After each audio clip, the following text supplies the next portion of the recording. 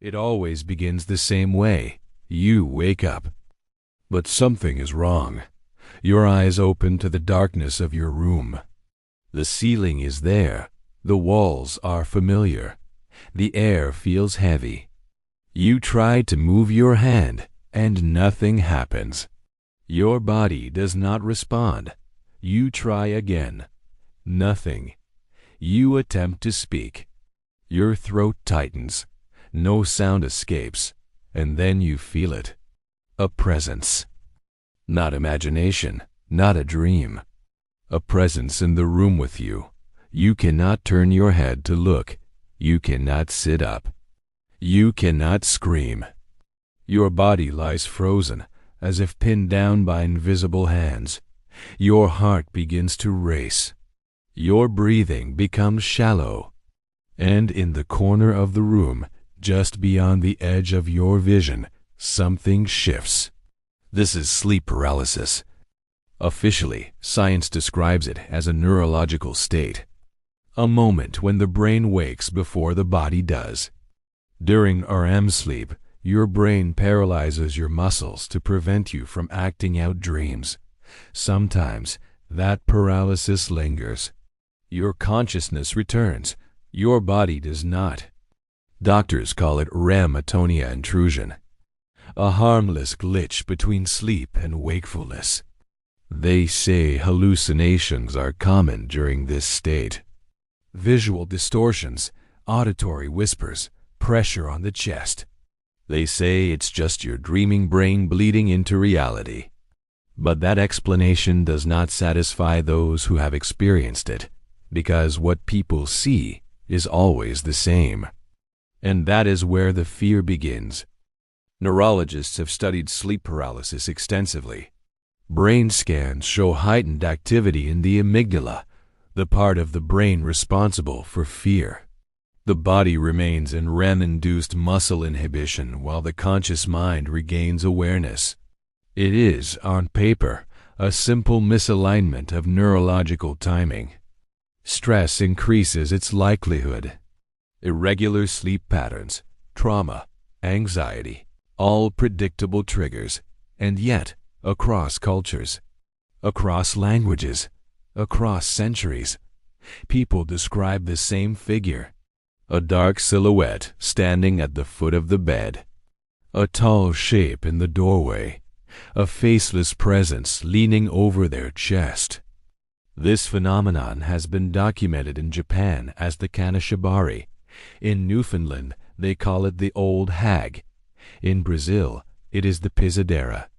In parts of Europe, it was once blamed on demons. Different names, same entity, the shadow person. Victims describe intense pressure on the chest, as if something is sitting on them. Many report the sensation of being watched with intelligent awareness. Some hear whispering. Others hear their own name spoken softly in the dark. And here is the detail that disturbs researchers the most.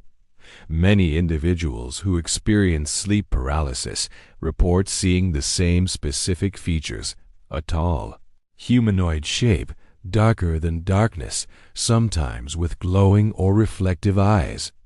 These reports existed long before the internet could connect them, long before they could influence one another. If sleep paralysis is only a neurological glitch, why does the hallucination follow a pattern?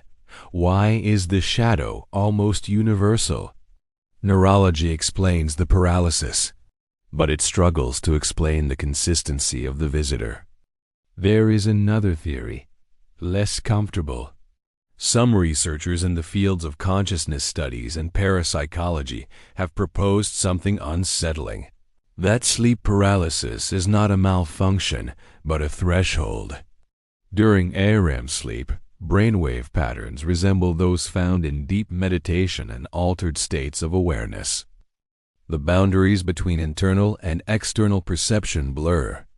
The brain becomes highly receptive to suggestion and possibly to something else. What if sleep paralysis is not the brain malfunctioning? What if it is the brain accessing something normally filtered out?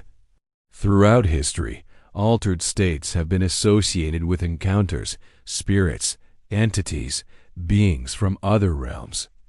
Shamans induced paralysis-like states deliberately. Mystics describe night visitors pressing on their chests. Medieval records speak of incubi and night demons sitting on sleepers. Modern neuroscience dismisses these as cultural interpretations of a biological event. But the event itself remains strangely specific. Some experiencers describe the shadow reacting when they attempt to resist. Others claim the figure moves closer if they focus on it. A few report physical marks, scratches, bruises, appearing after episodes. Most unsettling are the stories where two people in the same room report the same apparition, not dream fragments, not vague impressions, the same figure, standing in the same place. Watching, neurologically, shared hallucinations are nearly impossible, unless the hallucination is not entirely internal.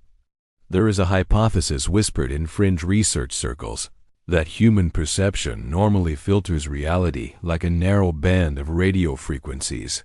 Sleep paralysis may temporarily disrupt that filter.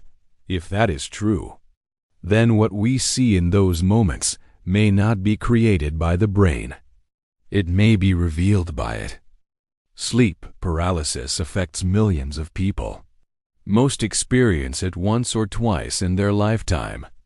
Some experience it repeatedly. Doctors advise improving sleep hygiene, reducing stress, sleeping on your side, and for many, that works.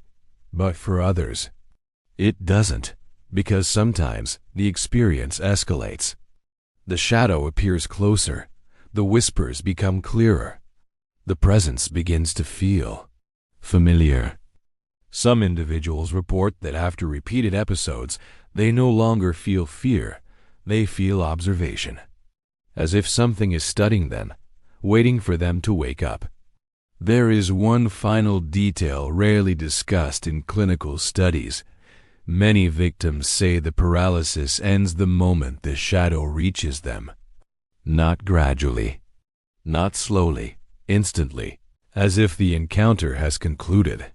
Tonight, when you fall asleep, your brain will enter REM cycles like it always does. Your body will shut down its movement to protect you from your dreams. That is normal.